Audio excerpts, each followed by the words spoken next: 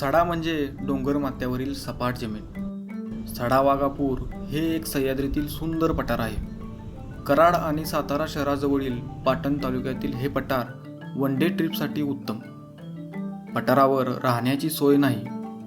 सह्याद्रीत सगळीकडेच रिसॉर्ट झाले तर त्याचा नैसर्गिकपणा काय राहिला.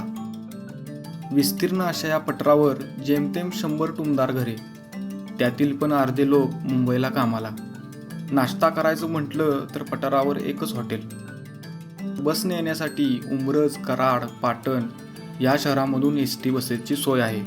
पावसाळ्यात पठारावर येणारी हिरवाई, त्यातून उगवणारी रानफुले, पठारावरील लोकजीवन, त्यांची टुमदार घरे, जांभा खडक आणि आजूबाजूला धडकी भरवणारा सह्याद्री, त्याच्या पोटात वाढणारी घनदाट जंगले, या सर्व गोष्टी सडावाघापूरच्या पठारावरून नजरेत बसतात.